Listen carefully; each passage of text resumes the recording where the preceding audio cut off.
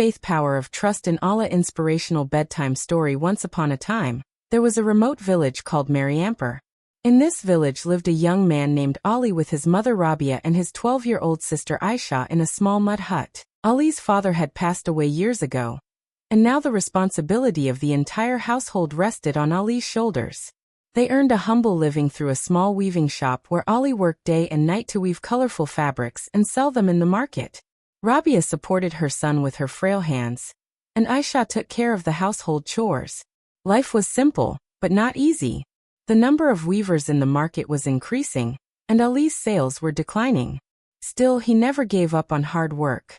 Every night, when the village streets fell silent and the courtyard glowed in the soft light of an oil lamp, Rabia would call Ali close and offer him advice. She would say, "Ali, my son, this world is a festival of trials. My time is drawing near, and one day I will leave you. But remember this, you will never be alone. Allah is your guardian. Entrust your efforts to His mercy. This shop, these clothes, they are just means. True success lies in Allah's pleasure. Never rely on falsehood, even if you lose all your goods, and always be just with others, because Allah will guide you when all paths seem closed." Ali listened to his mother's words, but restlessness stirred within his heart. He thought, "Mother, what you're saying is right, but the dishonest ones are the ones making profit. If I stay honest, how will I afford Aisha's education or Rabia's medicine?" Rabia would simply smile and say, "Son, your trust in Allah is still weak. The time will come, and He will show you His power. Just have patience and stay on the path of righteousness." Ali understood her words, but he remained troubled. If hard work and honesty are everything, then what is the need for trust in Allah? In the end, I'm the one who has to do the work, he would think. Little did he know that Allah was about to show him a miracle that would change his life forever. One day, news spread in the village about a grand fair in a distant city called Norsher. Rich merchants there were seeking vibrant fabrics and offered high profits to those who brought good goods. For Ali, this was a golden opportunity. If he could sell his fabrics there, not only would he cover household expenses, but he could also support Aisha's education and Rabia's medication. However, the road to Norsher was long and dangerous. One had to cross a harsh desert filled with robbers, wild animals, and scorching heat. Rabia tried to stop Ali, but he said, "Mother, I can't miss this chance. If I don't take this risk, our situation will only worsen." Reluctantly, Rabia gave her permission, but reminded him, "Son, remember Allah. Call on Him when the path seems lost." Ali packed his best fabrics, some food and water, and set out on his old horse toward Norsher. The journey was unfamiliar, but his heart was full of hope. "If I just make it to the fair, everything will be fine," he thought. The first day passed without trouble, but by the second day, the sun's heat overwhelmed him. The desert winds scorched his face. His food and water ran out quickly, and even his horse began to stumble. By the third evening, Ali's hope was fading. He was surrounded by sand and silence. No settlements, no fellow travelers. As night fell, wild animal sounds echoed in the distance.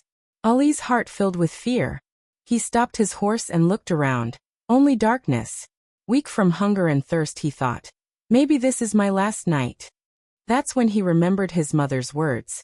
When no way is visible, call upon Allah.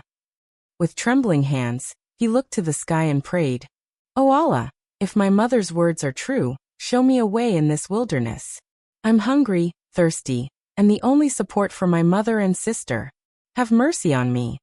After the prayer, he collapsed on the sand, exhausted. Suddenly, his horse neighed in panic and ran off. Angry, Ali shouted, "What trouble is this now?" But the horse was his only companion, so he ran after it. After some distance, the horse stopped. Ali caught it, but now he was completely lost.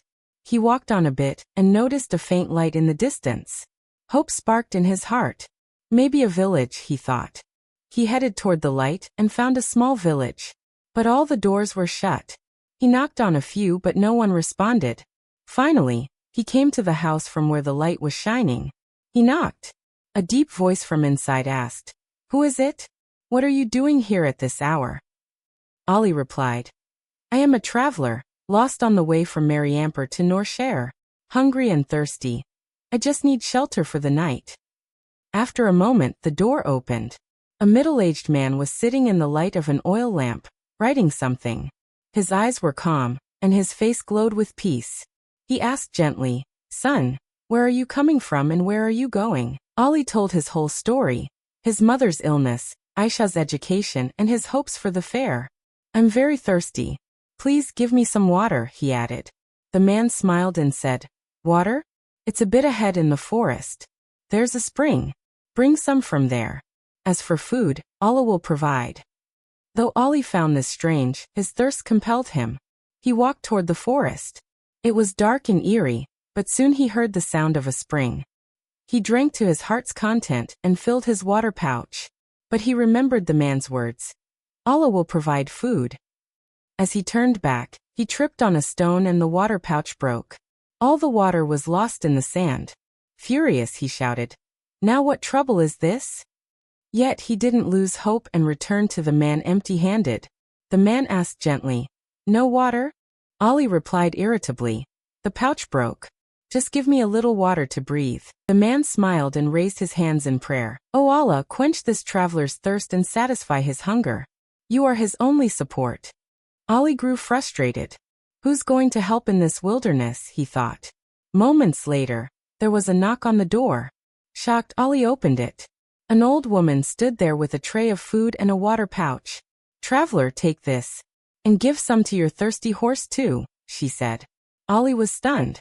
He took the food and water, ate and drank to his fill, then asked the man, "How did you know someone would come with food and water?" The man laughed and said, "Son, when you called on Allah, He brought you here. This trial was a blessing.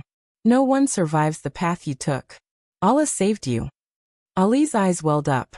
"Why is this village so deserted?" he asked. The man replied, "During the rains it floods. The villagers move uphill.